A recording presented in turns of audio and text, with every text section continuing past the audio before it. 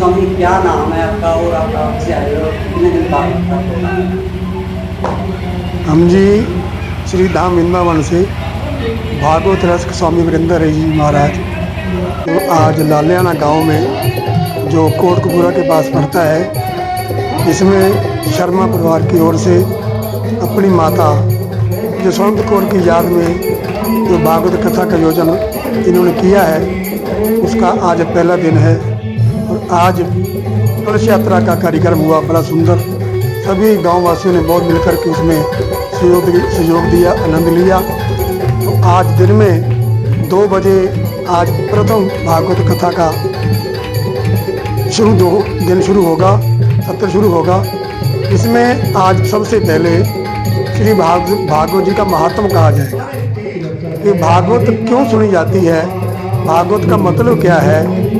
ऐसे तो जब आदमी के कई जन्म के पुण्य उदय होते हैं, तब जाकर के भागवत कथा कराने का, सुनने का समय मिलता है, क्योंकि ये भागवत कथा जो साक्षात हमारे ठाकुर जी के श्रीमुख की वाणी है। जैसे हमारे शास्त्रों में 17 पुराण हैं, 6 शास्त्र हैं, महाभारत है, 4 वेद हैं, लेकिन इसमें 2 शास्त्र ऐसे हैं जो भगवान के श्रीमुख की वाणी है। जैसे एक तो श्रीमद् भगवत गीता और दूसरा श्रीमद् भागवत महापुराण। ये दोनों ही ग्रंथ जो हैं ये ठाकुर जी के श्रीमुख की वाणी है, और जिनको श्रवण करने से ही जीव को जन्म जन्म के पापों से छुटकारा मिल जाता है। आदमी कितना भी पापी क्यों ना हो, कितना भी चंडाल क्यों ना हो, अगर वो श्रद्धा से बैठ करके विश्वास के साथ भागवत कथा को श्रवण करता है, तो ठाकुर जी उसको मुक्ति दे देते हैं, मोक्ष नाम दे देते हैं। क्योंकि भागवत 7 दिन की कथा है, जो साक्षात हमारे ठाकुर जी का स्वरूप है। क्योंकि ये भागवत कोई पुस्तक नहीं है। क्योंकि जब भगवान गोलोक धाम जाने लगे तो उद्धव जी ने प्रश्न किया, प्रभु आप तो इस धरा को छोड़ करके गोलोक धाम जा रहे हो, आपके जाने के बाद आपके चाहने वाले, आपके भक्त किसको अपना कहेंगे, किसका आश्रय लेंगे। तब ठाकुर जी ने कहा था, उद्धव भले मैं शरीर को छोड़ करके जा रहा हूँ, लेकिन जो मेरा वास्तविक रूप है वो मैं भागवत जी में छोड़ करके जा रहा हूँ।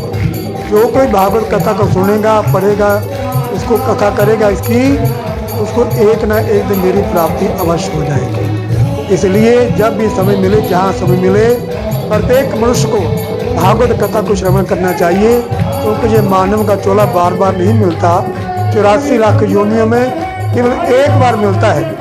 जिस चोले को देवता भी तरसते हैं, क्योंकि रामायण में लिखा है, बड़े भाग मनुष्य तन पावा, सुर दुर्लभ तोलों में जा करके भगवान की कथा को सुन करके अपने आप का कल्याण कर सके। क्योंकि ये मानव का चोला जो संसार में लेकर के आता है, अगर सदमार्ग पर चलते हुए संतों के सानिध्य में, शास्त्रों के साथ चलते हुए अपना जीवन व्यतीत करता है, तो संसार सागर से पार हो जाता है। एक मनुष्य चोला ही है जिसके द्वारा हम अपना कल्याण कर सकते हैं। क्योंकि गोस्वामी ने लिखा है, साधन धाम मोक्ष करी द्वारा, पाइए जहीं पर लोग सवारा। एक ऐसा साधन है जिसके द्वारा हम अपना ये लोग भी सवार सकते हैं और हमारा परलोक भी संवर सकता है। बोलो भागवत भगवान की। ये आज प्रारंभ होगी और 23 तारीख तक चलेगी। 23 को कथा सुबह होगी 10 से 1 बजे तक, उसके बाद भंडारा होगा, विश्राम होगा। गौ रक्षा तो साक्षात देवताओं की जननी है। जो भी व्यक्ति गौ माता की सेवा करता है, उसको सभी देवताओं की सेवा करने का फल प्राप्त हो जाता है। इसलिए गौ माता की सेवा करने से हमारे जन्म जन्म के पाप नष्ट हो जाते हैं, हमारी सब मनोकामना पूर्ण हो जाती हैं। क्योंकि गौ माता साक्षात देवी है, इसलिए सभी देवताओं का इसमें वास है। जैसे हम लोग कहते 33 करोड़ देवता, पर 33 करोड़ देवता नहीं हमारे 33 प्रकार के देवता हैं। ये गीता में साफ लिखा हुआ है। वो 33 प्रकार के देवता ही गौ माता के शरीर में विराजमान रहते हैं 24 घंटे। और जो गौ माता की सेवा करता है, मानो सारे सभी देवताओं की पूजा करने का फल प्राप्त हो जाता है। क्या नाम है? मेरा नाम गुरजंट शर्मा है जी। हाँ जी। मैं अपनी माता की याद में जो उनकी इच्छा थी कि भागवत करवाई जाए, मैं उसके उपलक्ष्य में करा रहा हूँ। स्वामी जी की कृपा हुई है, 7 दिन की कथा चलेगी। सभी भक्तों को, सभी भाइयों को अनुरोध है कि आगे कथा का रसमान करें। एक सर आपके मन में कैसे ख्याल आया इतना बड़ा प्रोग्राम होना, होना गाँव में, वो कैसे मन में आया? प्रभु की इच्छा है जी, बस दिमाग में आया कराना है, प्रभु की इच्छा है। जैसे ऊपर से हुक्म होता है ना, वैसा होता है। जब संत आपके बोल मन में में कब आता से है ना, था? मेरे मन में सोते जो भी पिछले 8 शब्द साल कह से चल देता रहा है, था, तो मैं शहर में कंजेस्टेड एरिया में रहता हूँ, नहीं करा पाया।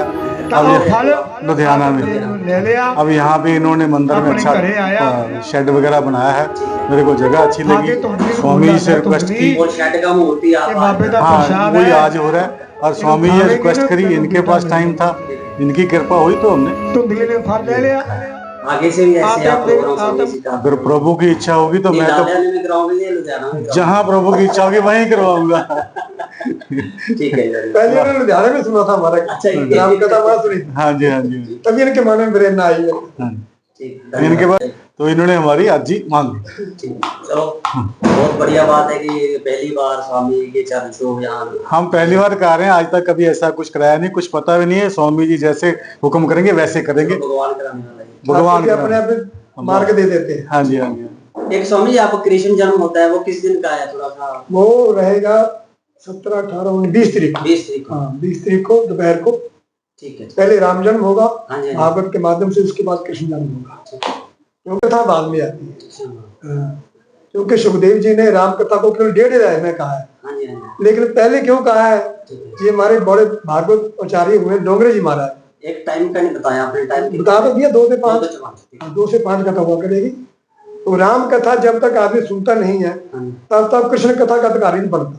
ठीक। कारण ये है कि राम जी का चरित्र अति पवित्र है, मर्यादा पुरुषोत्तम है, लेकिन हमारे ठाकुर जी का चरित्र पवित्र होते बड़ा विचित्र है। जब तक राम जैसी मर्यादा नहीं आएगी तब तक कन्हैया की लीला को समझ नहीं सकते हम। हाँ जी।